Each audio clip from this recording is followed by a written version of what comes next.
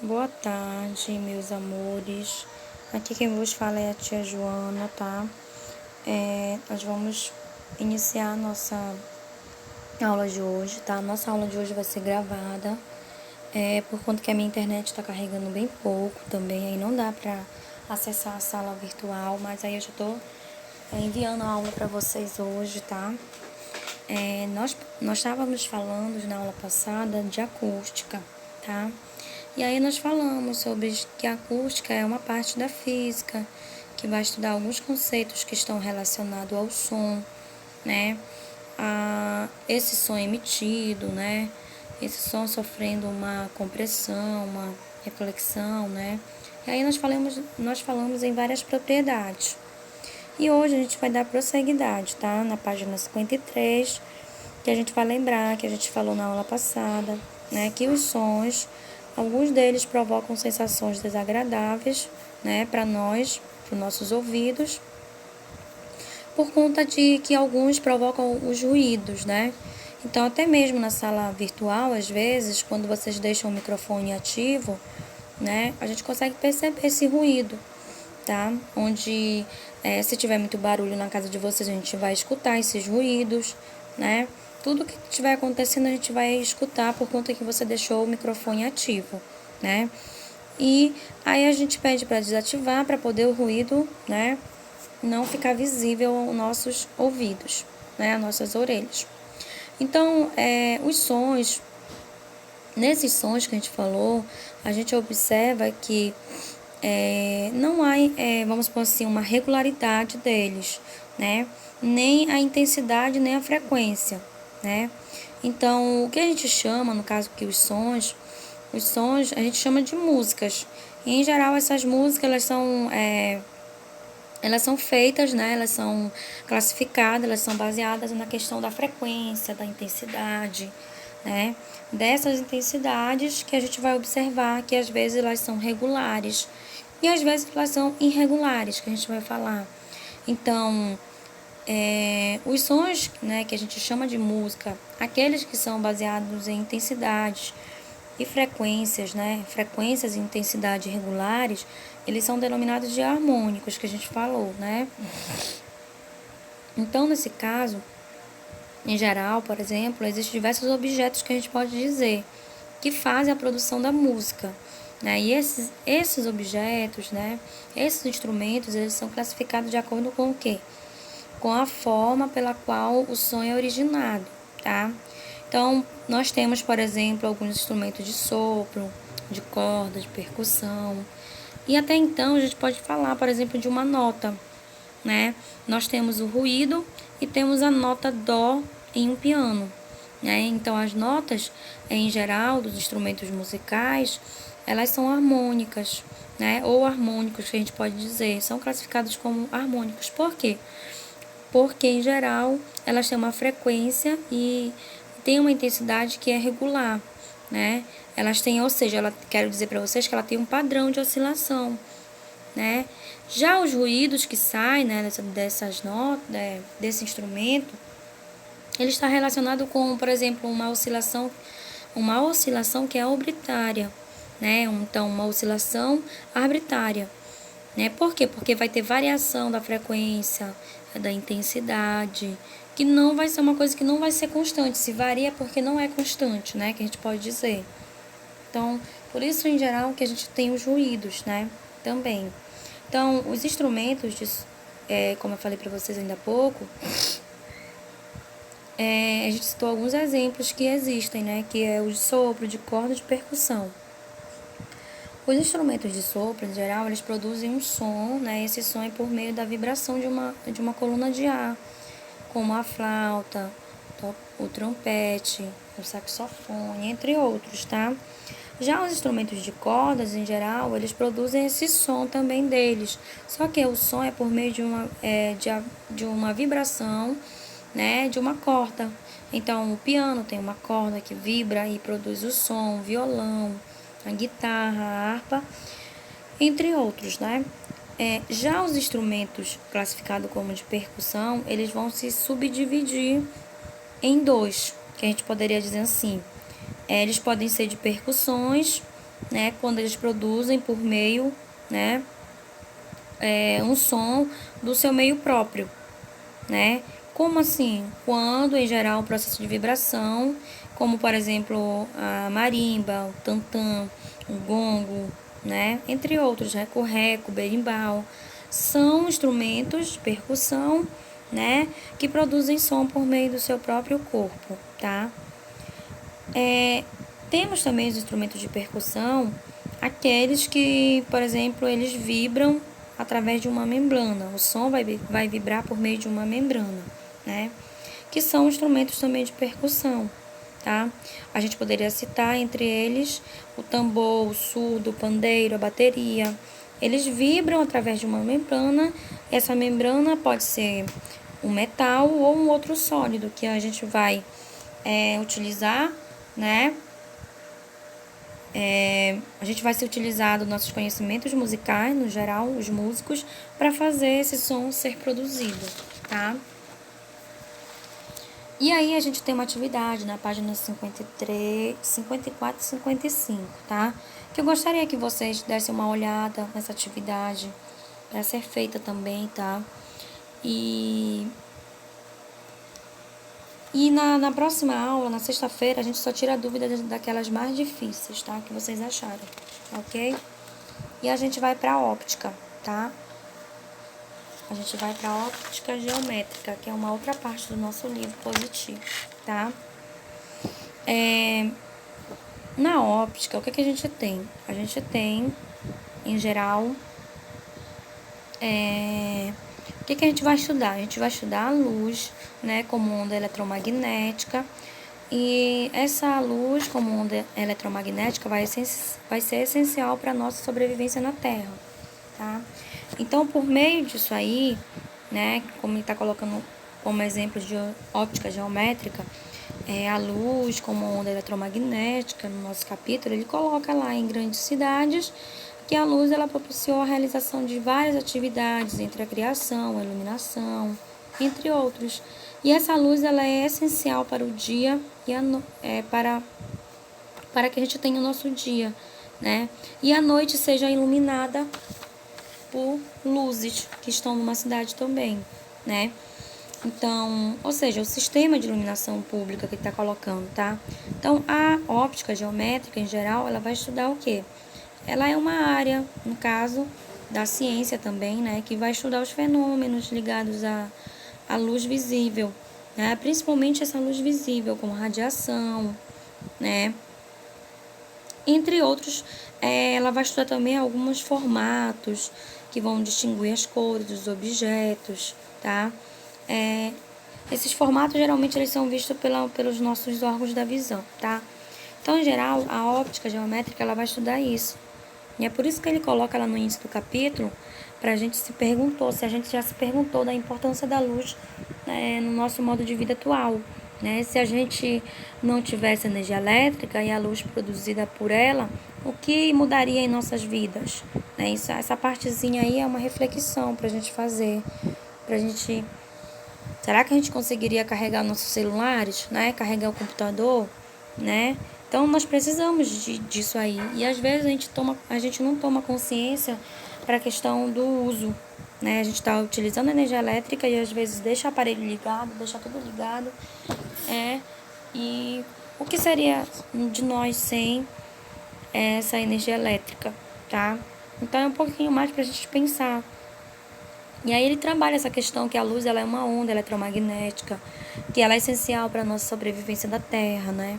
E é por meio da luz do Sol que várias espécies, como plantas, animais, entre outros, são capazes de obter energia, né, para si. Em geral, as plantas elas precisam da fotossíntese, né? Elas precisam da luz que vem através da fotossíntese para o quê? Para o seu processo de vida, né? Para obter energia, né? Então ele fala também sobre isso, né? Essa energia que é importante para os outros seres vivos. No caso, as chuvas, os ventos e todos os demais fenômenos são importantes. E esses fenômenos estão relacionados a alguns entre outros que ocorrem diretamente no nosso... São importantes no nosso processo, tá? Então, a energia solar é importante, tá, gente?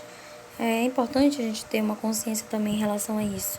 E ele fala que a importância é muito válida que a gente perceba. Por quê? Porque o ser humano, em geral, ele buscou o quê? Ele buscou, na verdade, forma de obter conforto, de controlar a luz. E atualmente a gente observa que esse conforto, em geral, se a gente quer... tá muito calor, a gente liga o ventilador, né? Se tá muito... Às vezes não tem ventilador em uma casa, mas tem um ar-condicionado, eu vou ligar para me dormir bem, ter uma noite boa, um conforto, né? Então, o ser humano ele buscou formas de obter esse conforto também e de controlar a luz, né? E atualmente a gente sabe que é capaz, que a gente é capaz o ser humano foi capaz e ainda é capaz de obter outras formas de energias também. Mas até então ele foi capaz de produzir o fogo, né? Tá? E com o auxílio da tecnologia, hoje em dia, né, ele gerou energia. Nesse caso, nós sabemos que a velocidade de propagação da luz no vácuo, nós sabemos já os valores de velocidade de propagação da luz e no vácuo, né? E hoje em dia o ser humano ele conseguiu estudar várias propriedades da luz, tá? Então, a gente poderia dizer que os fenômenos e as propriedades que envolvem a luz, né? Em geral, essas propriedades, como fontes luminosas, né? Os princípios de propagação, tudo isso é uma área da ciência que vai estudar, que é a óptica, tá? Então, aqui ele fala fontes de luz. Aí a gente vai classificar em fontes primárias e fontes secundárias, tá? Mas antes de falar da fonte de luz, na página 56, ele fala um pouquinho sobre a questão de como é que essa fonte de luz chegou até a Terra, tá? Então, ele fala aqui que, em geral, por exemplo, quando a gente está durante a noite, em condições apropriadas, que a gente já observou as estrelas no céu e a Lua, né?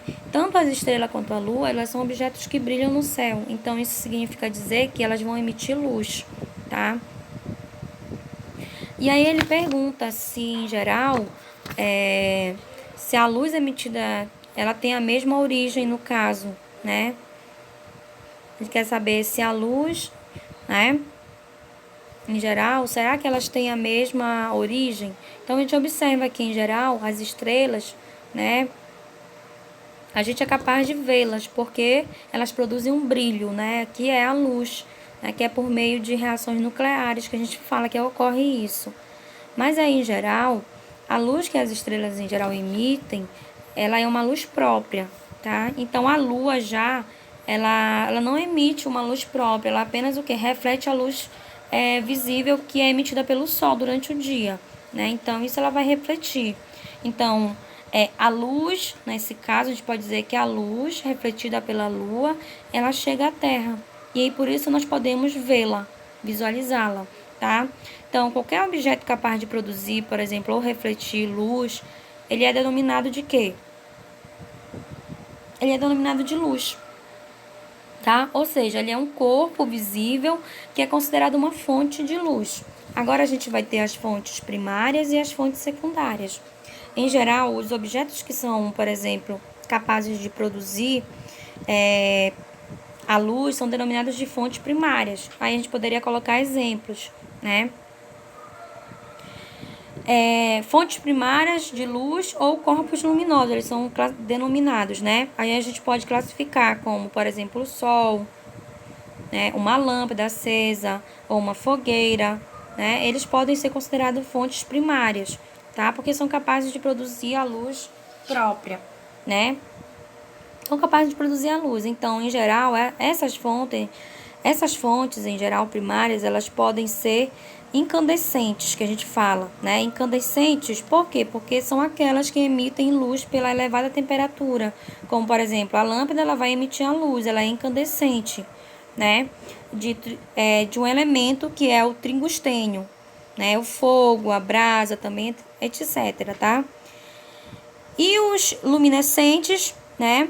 Eles, em geral, eles emitem luz em temperaturas mais baixas, como, por exemplo, as lâmpadas, que são fluorescentes, tá? Então, existe também as fontes secundárias de luz, né? Que são aqueles objetos que não produzem a luz própria, mas eles são capazes de refleti-la, tá? exemplo que a gente poderia citar, a Lua, né? Uma carteira, um quadro, entre outros, tá? Ok? Já aqui na página 57, ele está falando um pouquinho sobre os raios de luz, tá? Então, para entender um pouquinho sobre os raios de luz, a gente pode falar, em geral, né? Que uma fonte de luz, em geral, em um ambiente, né? Como uma lâmpada, a gente poderia citar que é uma fonte de luz, uma lâmpada que está acesa numa sala. Poderíamos citar também a impressão de uma luz que vai iluminar todo um espaço, né? Para compreender como, em geral, a luz ela se propaga e vai iluminar os objetos, a gente adota o conceito de raio de luz, tá? Então, os raios de luz, em geral, o que eles vão fazer? O que é mesmo um raio de luz? Né? Um raio de luz vamos supor assim, um elemento unitário. Esse elemento unitário, ele vai ser como um elemento unitário.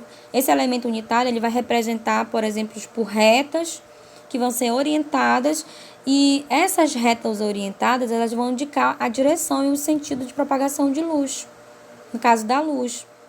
Né? Como nós sabemos, a luz, em geral, ela é uma fonte que pode ser o quê? Intuitamente falando, ela pode ser uma fonte que pode ser compreendida como infinitos raios luminosos.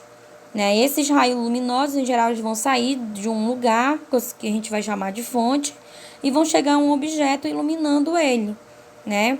Que a gente vai poder ver esse objeto iluminado, a gente vai poder ver essa luz refletida nesse objeto, né? Tá? Então, os raios, em geral, de luz, né? Eles são provenientes do sol, em geral, das lâmpadas, né? E eles são policromáticos. A gente fala policromáticos por quê? Porque quando eles são provenientes, como eu já falei para vocês, do sol e das lâmpadas, eles são policromáticos porque eles são formados por uma interação de vários raios chamados de monocromáticos, de um raio de luz nesse caso, né? Como por exemplo, a gente poderia dizer de uma cor, vermelho, verde, o azul, né? E essas cores, vermelho, verde, azul, branco, amarelo, né? Entre outros, como a gente está vendo na imagem, eles vão formar o quê? O raio de luz, né?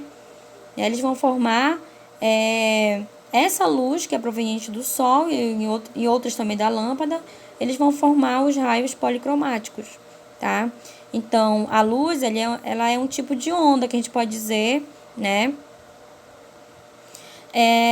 Sendo um tipo de onda, em geral, a luz, ela é monocromática, que a gente pode dizer, né? Monocromática porque ela é formada apenas por o quê?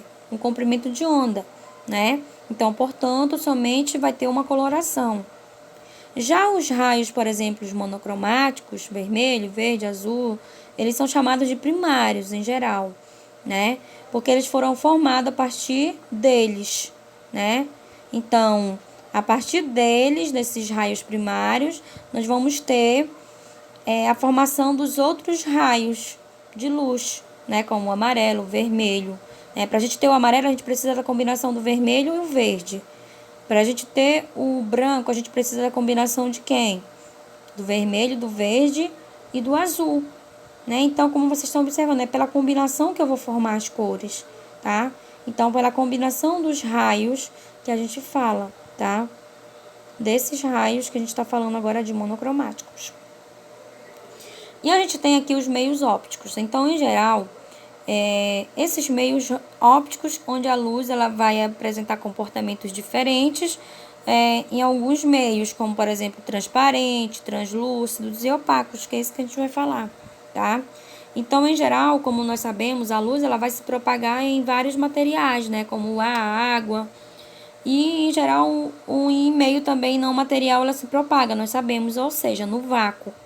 Então, a luz do Sol é um exemplo, né, que vai chegar à Terra após percorrer uma distância basicamente de 150 milhões de quilômetros no espaço, né? E nesse espaço vazio, claro, com uma velocidade de 300 mil quilômetros por segundo, né? Sem a presença significativa da matéria, né? Então, esse caso, por meio disso, a gente fala que Existem alguns meios de propagação da luz, e eles são classificados de acordo com a maneira como eles vão se propagar nos materiais, tá? Que é isso que a gente vai falar, né? Tem alguns meios onde há propagação de luz, outros se propagam com um pouco desvio, por exemplo, né? Então, a gente vai falar desses objetos que são denominados, né, de materiais transparentes, né? Então, esses materiais transparentes que a gente poderia citar como lâminas, planas de vidro em janelas e outros materiais que vão permitir esse meio de propagação da luz no interior de quem? Esse meio de propagação da luz no interior no meio do espaço que a gente poderia falar. Então, os materiais, em geral, transparentes, são alguns materiais que se propagam com pouco ou com nenhum desvio, né? Então, por isso eles são denominados de quê? De materiais transparentes, tá? Já os materiais translúcidos, em geral, são materiais que vão permitir a propagação da luz em seu meio interior, mas eles vão provocar algumas alterações, por exemplo, na direção da propagação, né? Por isso eles são classificados como materiais translúcidos, tá? E a gente poderia falar, por exemplo, esses materiais translúcidos, como vidros, né, jateados, né? Então, os materiais em geral, a gente poderia dizer que alguns materiais, eles não permitem a propagação da luz visível, né, dentro do seu interior, como, por exemplo, uma parede de alvenaria, não dá para propagar a luz visível, a da madeira. Então, por isso eles são chamados de materiais opacos. Tá? Então, o vidro jateado, como vocês têm uma imagem aí, ele permite a passagem da luz. Mas, o que vai acontecer? Os objetos atrás do vidro, eles não são vistos com nitidez, né? Já outros exemplos, a gente poderia dizer dessas 3 fotinhas aqui que a gente tem, ó. Tá? Ele tá classificando, na verdade, ele tá te mostrando que o do meio aqui, nesse caso, ele é um material translúcido, né? Ele é um material translúcido, por quê? Porque a gente está observando a propagação da luz no seu interior, mas a gente tem algumas direções, alterações na sua propagação, né? Ficam meio que, vamos supor assim, eles ficam com um pouco de desvio, às vezes, também, meio translúcido que a gente fala mesmo, né? Tá? A propagação dele. Sim, aí no caso, esses meios ópticos, que é o meio de propagação da luz, eles são classificados de 3, como eu falei para vocês, tá? Aí nós temos a luz e as suas propriedades, que a gente vai falar. Então, a luz e as suas propriedades, a gente vai ter de falar aqui nesse caso, em relação à questão da câmera escura, tá? Mas antes de falar, ele diz aqui pra gente que desde a antiga Grécia, o que existia? Uma caixa magnética, né? Se conhecer apenas uma caixa magnética, tá? Que pra gente hoje é câmera escura, tá? Essa caixa magnética, ela permitia o quê? A enxergar o mundo, por exemplo, de ponta cabeça, né? Então, através disso, por exemplo, no interior dela, ela era completamente, vamos supor assim, dentro dela vazio, dentro do seu interior. Em um lado havia um pequeno furo, tá? E no lado, vamos supor assim, depois desse pequeno furo aí do lado, que ele tá dizendo, com cerca de 2 milímetros de diâmetro, e no lado oposto era fixado um pano branco, né? Um pano branco com uma tela. E a partir daí, ia existir uma câmera escura, que era esse artefato que ele está falando aí pra gente.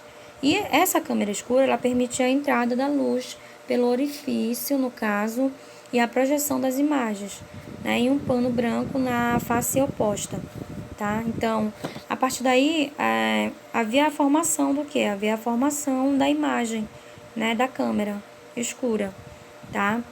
E isso poderia ser compreendido pela figura, como ele está mostrando, onde os raios solares vão incidir, né? E eles são provenientes desses objetos que vão ser representados pelo segmento da reta. Então, ele está mostrando essa imagem aqui para dizer que desde antigamente né, o homem já se utilizava disso para tirar suas fotos, né, fazer uma projeção de uma imagem, né, e até hoje existe, mas com tecnologias mais modificadas, tá? E essa técnica, em geral, ela permitiu os retratos, como eu estou falando para vocês, né? Permitiu que esses retratos eles se tornassem mais preciosos, que fosse mais realizado em ambientes escuros, para poder dar uma imagem bem nítida, tá? Então, a projeção das imagens, dos objetos, né, no fundo da câmera escura, em geral, ela era possível graças a 3 princípios, né? Quais eram os princípios de propagação de luz? Os princípios de propagação retilínea, da propagação independente e da propagação reversível, tá? Então, até então, com o surgimento da energia elétrica, né, dos sistemas de transmissão de energia, tá? Foram se aperfeiçoando cada vez mais esses, vamos supor assim, esses retratos que a gente poderia dizer, né? E falar um pouquinho que esses retratos eles poderiam ser feitos nas residências, nos estudos de pintura, em ambientes escuros, né, que dependiam muito da luz das lâmpadas, das velas, dos lampiões. Mas hoje em dia eles foram sendo aperfeiçoados que não precisam estar sempre num lugar escuro, né? Eles podem ser projetados em uma tela, eles podem ser projetados em uma sala, tá? Então, a câmera escura ela é até importante até hoje para alguns pintores, tá? Porque, em geral, eles preferem uma foto, vamos supor assim, com uma imagem mais escura, né? Mais nítida, dependendo do ambiente, eles fazem a sua projeção da câmera escura, tá?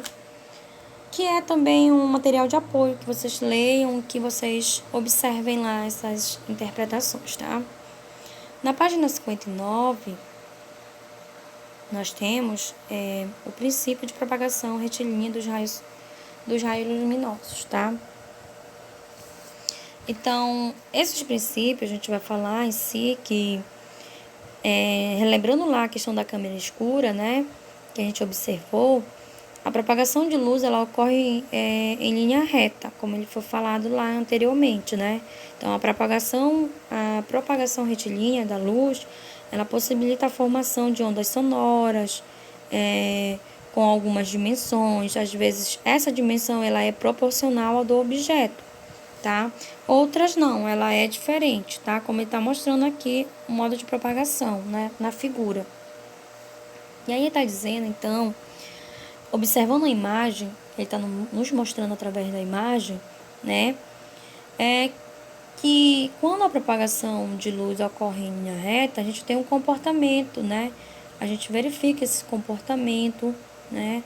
A situação, o tipo de comportamento, a situação onde a gente está, né?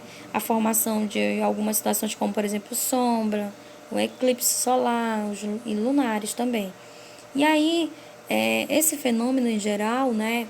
Que a gente está falando sobre esse princípio de propagação, ele permite a gente observar e os ambientes, aqueles ambientes que são homogêneos, né? Os ambientes onde a luz se propaga em uma trajetória retilínea, outros que não, né?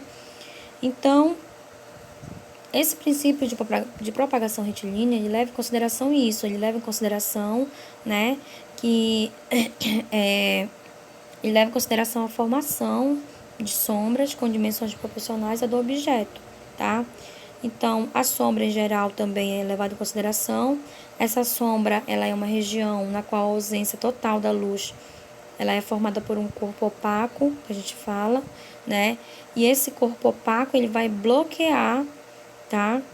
Completamente a propagação de luz, que é proveniente, por exemplo, de uma fonte, tá? Então, a região, por exemplo, existe uma outra região chamada de penumbra, né? Que é um outro lado. E essa região ela é formada basicamente pelo bloqueio parcial da luz emitida, né? E a partir daí, o que a gente vai ter? Essa penumbra ela só pode ser formada por fontes de luz extensas, né? Que a gente vai observar. Então, essa fonte de luz extensa, por exemplo, é aquela que a gente apresenta tamanho semelhante ao tamanho do obstáculo, né? Como ele está mostrando pra gente aí o formato da sombra, tá? Nessa imagem aqui do lado, tá? como se fosse um cone, onde a gente tá vendo a região penumbra, tá?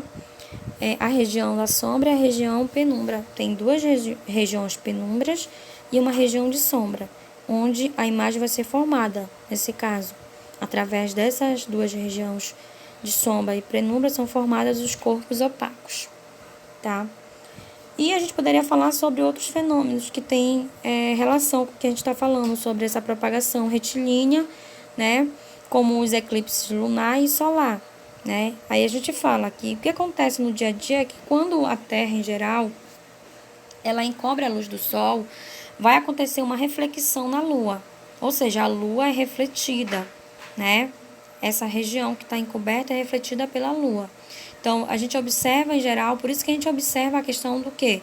Do eclipse lunar, que é um fenômeno, né, que vai ocorrer durante, vamos supor assim, vai ocorrer em noites de lua cheia, né? Durante as noites de lua cheia. Então, quando a Lua ela encobre a luz do Sol, aí vai acontecer a formação na Terra de uma região de sombra, que é a região que a gente falou ainda há pouco de penumbra, né? De sombra, ou também chamada de penumbra. E vai ocorrer o eclipse solar, né? Esse eclipse solar ele vai ocorrer de modo gradativo, que é parcial. Em caso, por exemplo, de penumbra, a gente vai ter um total em caso de sombra.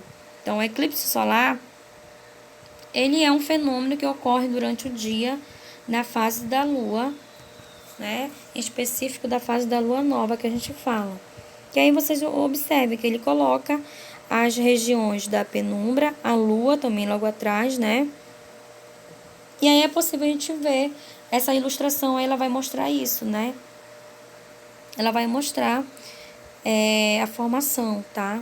Ela vai mostrar a formação do eclipse solar, que é também um fenômeno que tem princípio físico, tá? Que vem da óptica também, que é um esquema representativo do eclipse lunar e solar, no primeiro e no segundo, tá?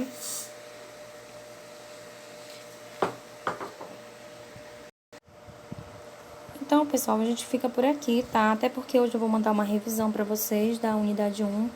Vocês têm prova amanhã, né? A prova do primeiro bimestre de ciências, tá? Que eu vou passar um trabalho, vai estar no positivo 1, tá? Mas só a partir de amanhã, vai estar o dia todo, tá? Então, para isso também eu vou mandar uma atividade, um vídeo de revisão, onde vocês vão revisar mais um pouquinho o conteúdo que a gente deu, tá bom? Beijinhos, boa tarde.